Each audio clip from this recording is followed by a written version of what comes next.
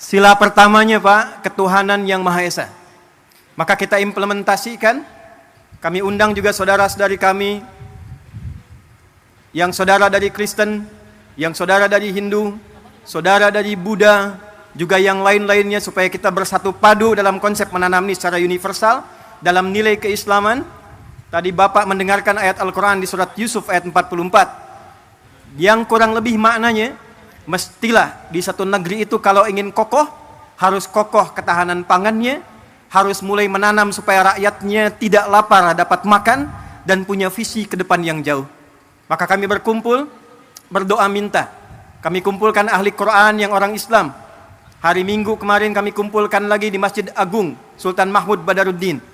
Maka dengan sila pertama ketuhanan yang Maha Esa, Pasal 29 ayat 1, negara berdasar atas ketuhanan yang Maha Esa. Pasal 29 ayat 2, negara menjamin kemerdekaan tiap-tiap penduduk untuk memeluk agamanya masing-masing dan beribadah menurut agama dan kepercayaannya itu. Pembukaan preambul Undang-Undang Dasar 1945 atas berkat rahmat Allah yang Maha Kuasa dan dengan didorongkan oleh keinginan luhur.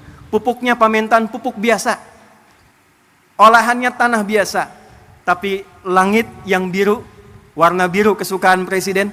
Karpetnya merah, bajunya putih, dimulai dengan merah putih, melahirkan langit yang biru, menghadirkan tanaman tanah terolah dengan tumbuhan yang hijau dan membumi.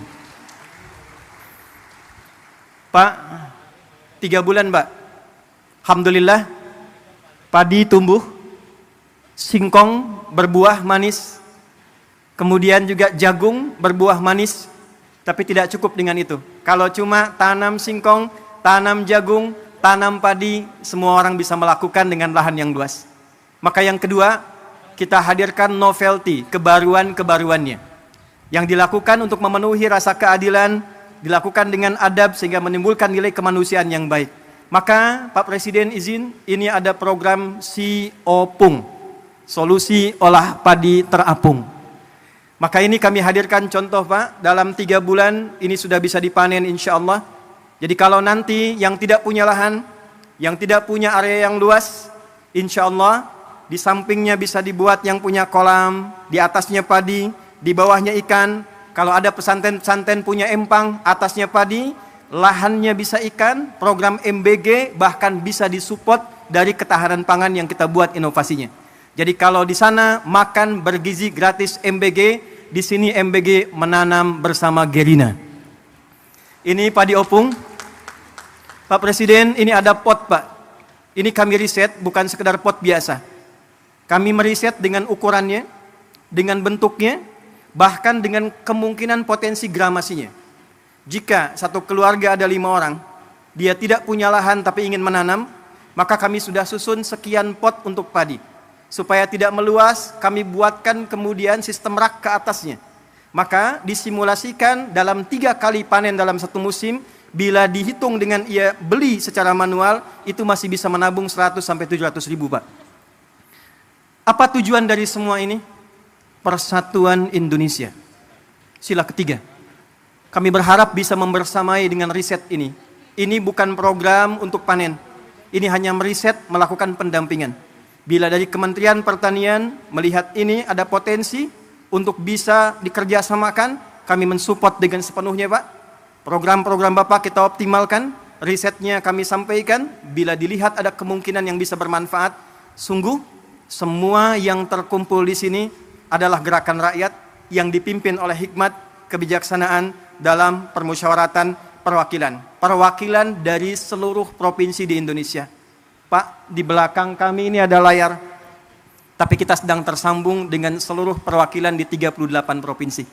4 bulan lalu, silakan Pak, dari Papua, dari Sragen, kampungnya Pak Menko, Lampung Selatan juga ada di sini.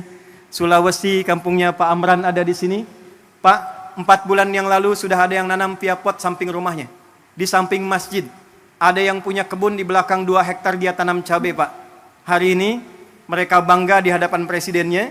Mereka siap mendukung program ketahanan pangan yang dioptimalkan nanti oleh Kementerian Pertanian. Kita bersatu, padu demi kerakyatan dan menghadirkan keadilan sosial bagi seluruh rakyat Indonesia. Terakhir, Pak Presiden, sesungguhnya kami ingin meluncing ini di Februari. Datang Ramadan, datang Idul Fitri, kuasa Allah mengalihkan ke bulan April. April, Rabu hari ini, 2 hari setelah lahirnya Raden Ajeng Kartini. 2 hari, hari Senin lalu, lahirnya Nabi Muhammad SAW, yang Masehinya bulan April 571 Masehi. Nabi Muhammad diberikan Al-Quran. Di dalam Quran ada ajaran minaz zulumati ilan nur. Raden Ajeng Kartini usia 10 tahun di Pinggit, di Rembang, diberikan hadiah Quran. Dari situ terinspirasi menulis buku Habis Gelap Terbitlah Terang.